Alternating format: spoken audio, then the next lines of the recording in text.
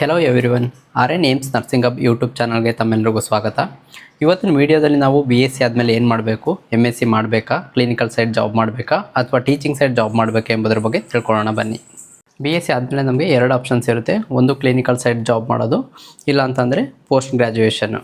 Clinic side ಮತ್ತೆ ನೋಡೋದಾದರೆ ಎರಡು ಆಪ್ಷನ್ಸ್ ಇರುತ್ತೆ. ಒಂದು ಗೌರ್ಮೆಂಟ್ ಹಾಸ್ಪಿಟಲ್ ಸೈಡ್ ಮಾಡೋದು, ಇಲ್ಲಾಂದರೆ private hospital side.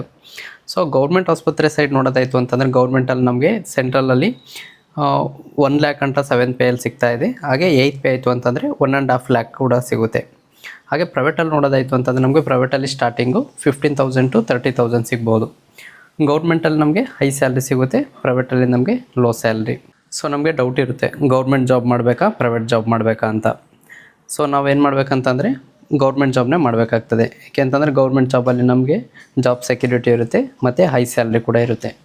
Central government hospital ಎಕ್ಸಾಂಪಲ್ಗೆ ನೋಡೋದಾದರೆ AIIMS hospital, ESIC, Safdarjung Delhi, PGI Chandigarh, RRB, NIMHANS in Bangalore, RML Delhi, JIPMER in Pondicherry, ಈಗ ಮುಂತಾದ ಹಾಸ್ಪಿಟಲ್ಸ್ಗಳು ಸೆಂಟ್ರಲ್ ಗೌರ್ಮೆಂಟಲ್ಲಿ ನೋಡ್ಬೋದು.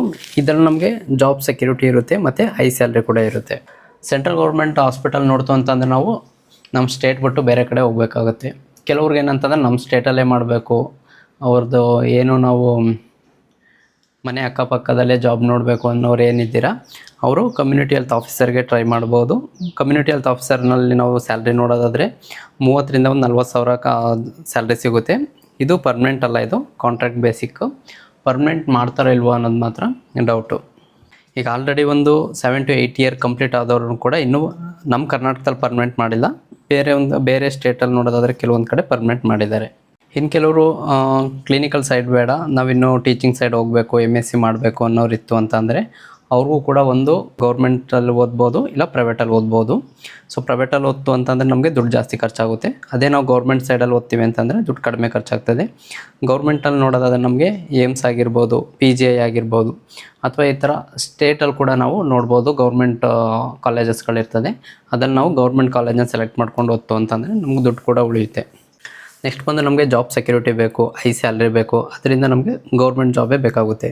ಸೊ ಗೌರ್ಮೆಂಟ್ ಜಾಬ್ಗೆ ನಾವು ಯಾವ ಥರ ಪ್ರಿಪ್ರೇಷನ್ ಮಾಡಬೇಕು, ಜಾಬ್ ಮಾಡ್ಕೊಂಡು ಪ್ರಿಪ್ರೇಷನ್ ಮಾಡ್ಬೋದಾ ಅಥವಾ ಬರೀ ಓದ್ಕೊಂಡೇ ಇರಬೇಕಾ, ಆನ್ಲೈನ್ ಕೋಚಿಂಗ್ ಹೋಗ್ಬೇಕಾ ಅಥವಾ ಆಫ್ಲೈನ್ ಕೋಚಿಂಗ್ ಹೋಗ್ಬೇಕಾ, ಥಿಯರಿಯಲ್ಲಿಂದ ಸ್ಟಡಿ ಮಾಡಬೇಕು, ಡೈಲಿ ಟೆಸ್ಟ್ ಆಗಿರ್ಬೋದು, ಪ್ರೀವಿಯಸ್ ಇಯರ್ ಕ್ವಶನ್ ಪೇಪರ್ ಆಗಿರ್ಬೋದು ಅಥವಾ ಮಾರ್ಕ್ ಟೆಸ್ಟ್ ಆಗಿರ್ಬೋದು, ಇದ್ರ ಬಗ್ಗೆ ಎಲ್ಲ ನಾನು ನೆಕ್ಸ್ಟ್ ವೀಡಿಯೋದಲ್ಲಿ ತಿಳಿಸ್ಕೊಡ್ತೇನೆ. ಯಾರೆಲ್ಲ ಈ ಚಾನಲ್ನ ಸಬ್ಸ್ಕ್ರೈಬ್ ಆಗಿಲ್ಲ ಸಬ್ಸ್ಕ್ರೈಬ್ ಆಗಿ ಹಾಗೂ ಈ ವಿಡಿಯೋನ ಲೈಕ್ ಮಾಡಿ. Thank you.